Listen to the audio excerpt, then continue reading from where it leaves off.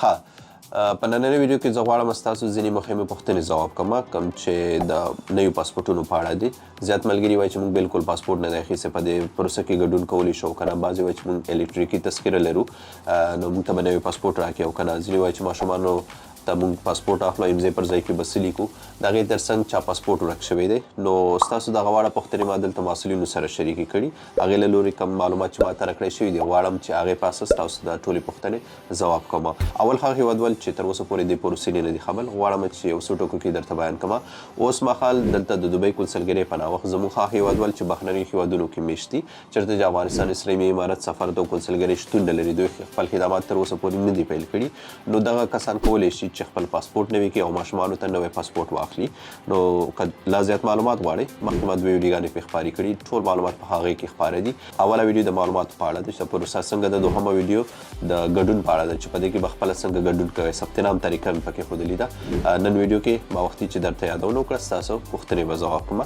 نو راځو اولې پوښتنې ته چې زیات ملګري دا پوښتنه کوي چې موږ خو تر اوسه پورې بالکل پاسپورټ نه دی اخیستی او یا موږ برېښنایي تذکره لرو. یو چا مو واورېدل چې برېښنایي تذکره کوم څوک ولري نو دوی ته نوی پاسپورټ ورکوی کېږي. نو دا خبره حقیقت لري او که نه او که لري نو څنګه ګډون پکې کولی شو. ګورئ په تاسو کې کم چا چې تر اوسه پورې افغاني پاسپورټ نه دی جوړ کړی حتی که برېښنایي تذکره هم ولرئ په دې پروسه کې ګډون نشئ کولی. ځینې هېوادوال وایي چې یو چا څخه مو واورېدل چې برېښنایي تذکره ولري هغه په دې پروسه کې ګډون کولی شي مطلب دوی ته به نوی پاسپورټ ورکول کېږي. نه داسې نه ده.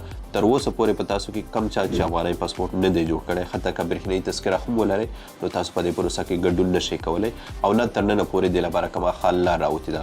که آینده کې څه و نو بیا به سره خبرېږو خو فعل حال ستاسو لپاره کوم څه نشته تاسو په دې پروسه کې ګډون نشئ کولی. دوهمه پوښتنه وایي چې ما نه پاسپورټ ورک شوی دی نو څه وکړو. تاسو کوم ځای کې چې اوسېږئ هغې ځای څخه به پاسپورټ لاست سرټیفیکیټ چې ورته وایي هغه واخلئ کله چې ثبت نام کوئ هغه به ورسره اټچ کړئ نو انشاءالله تاسو ته به نوی پاسپورټ درکړی شي.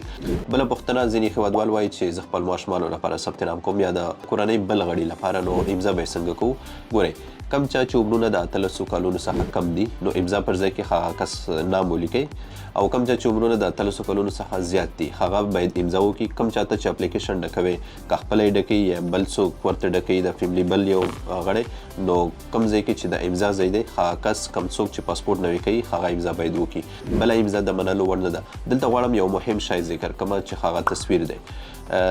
داسې تصویران ملګري ورته لیږي پاسپورټ نوي کولو لپاره چې څه به ووایم بعضې خو کالونو مخکې یو تصویر چېرته په بټو کې ایښی هغه راواخلي موبایل باندې تصویر واخلي او ورته اپلوډ کړي یا ځینې خو حتی په پارکونو کې ولاړ دي هغه تصویر ورته اپلوډ کړي. ګورئ پاسپورټ لپاره خو داسې تصویره نه چلیږي که نه چې تاسو پارک کې ولاړ یو تصویر ور ولېږئ یا کوم پخوانی تصویر لرئ موبایل باندې تصویر واخلئ هغه ور ولېږئ یا چېرته دیوال ته ودرېږئ موبایل باندې تصویر واخلئ نو ده خو نه چلیږي که نه. په سټوډیو کې به صفت تصویر واخلئ او سپین بیکګراوند سره هغه به ورته اپلوډ کړئ نو نه به تاسو ته تکلیف وي نه هغه کارمند ته کوم څوک چې دغه ستاسو اپلیکیشن چیک کوي نه به د هغې وخت ضایع شوي وي. کوشش وکړئ تصویر په سټوډیو کې واخلئ بیا ورته اپلوډ کړئ. نور که د دې اړوند کوم څه وو دا هغه مهمې پوښتنې وې چې زیاتې پوښتل شوي نو ځکه ما په ویډیو جوړه کړه. نوره وړې وړې پوښتنې زه کوشش کوم چې کمنټس له لارې هم درته ځواب کړم. سمه ده. د لا زیات معلوماتو لپاره تاسو کولی شئ چې کونسلګرۍ کوم ویبسایټ چې دی هلته د دوی کانټیکټ نمبر او ایمیل ادرس پیدا کولی شئ نو هغې له لورې هم تاسو د دوی سره تماس نیولی شئ. سمه ده. او که ما سره څه وو هغه زه عاصم تاسو ته ویډیو پې جوړوم. سمه ده. هغې لپاره تاسو بس یو کار کوئ چې احمد ټایم تعقیبوئ. مننه.